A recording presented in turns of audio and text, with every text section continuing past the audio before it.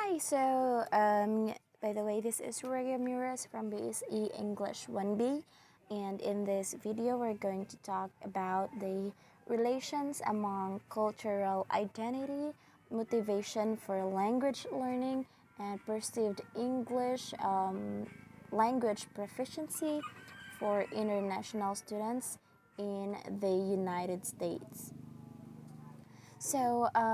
In this study, the following issues are presented.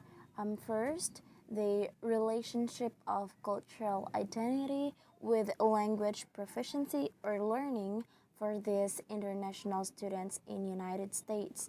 And second is the cultural adaptation of the international students in USA. The following is the literature or what other studies say about these issues. So first is different culture is often a motivator of the decision to study internationally. Second, many language students need to adjust to new educational and social environments. This adaptation process may be more challenging for international students who often experience a sense of alienation, lack of social support, language barriers, culture shock, and academic difficulties. That is according to Mizura and Company in 2003 and Wang and Company in 2018. The third one is it states that unsuccessful adaptation to the host society hampers international students' daily lives and academic performance and can impact mental health.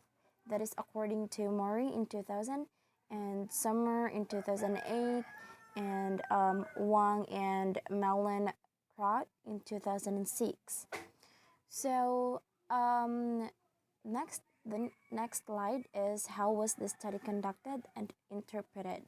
So participants were recruited from multiple universities through the United States.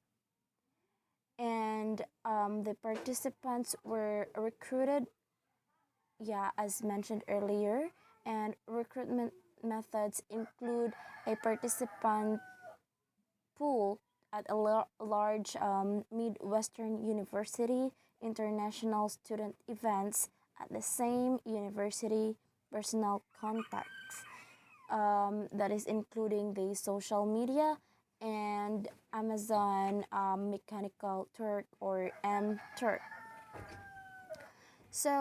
Also, only students with international student visas and whose native language is not English were asked to complete the questionnaire.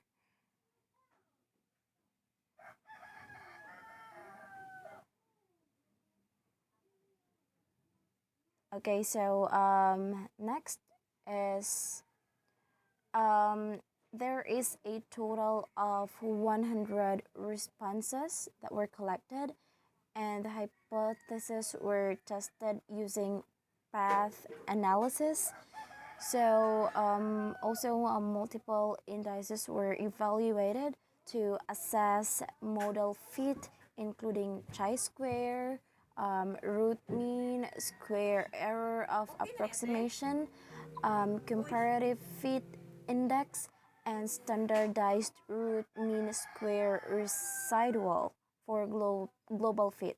So before the study conducted, the path analysis, they used the Marquez test to determine whether these variables followed a multivariate normal distribution. So now path analysis was used in order to test relations among the cultural identity, language learning motivation, and English proficiency. So the findings of the study, as a result, it shows that both motivation and ethnic identity had direct effects on English proficiency. So since ethnic identity had a significant effect on motivation, and motivation had significant effect on English proficiency, so motivation could be perceived as a partial mediator of the effect of ethnic identity on English proficiency. However, since American had no significant direct effect on English proficiency, so specifically, stronger ethnic identity was associated with the greater motivation for learning English and lower English proficiency, whereas American identity was associated with greater learning motivation. So the current study found that motivation was a significant predictor of self-perceived English proficiency. Motivation is also mediated effects of ethnic and American identity on English proficiency. So the next slide, finally, the findings indicate that second language learning motivation mediated relations between ethnic and American identification and English proficiency. So the results suggested that although stronger ethnic identification was associated with lower English proficiency, so this relation could be also buffered by higher levels of motivation in learning English. So there's an exception to that. All right, and the implications of this study.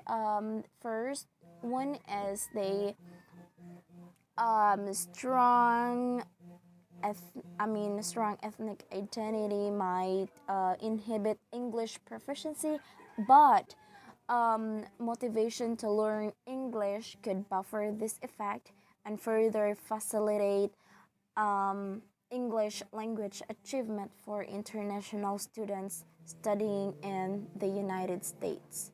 So second is although strong American identity was not related to English proficiency directly, it promotes English proficiency through motivation. So conclusion there, thus by treating motivation as an important mediator of the relationship between cultural identity and second language proficiency, this study gives new insight and indicates avenues for future research.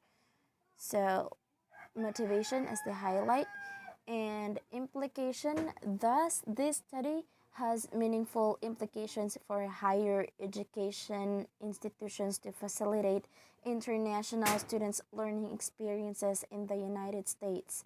So, findings suggest that in order to promote English proficiency, it is not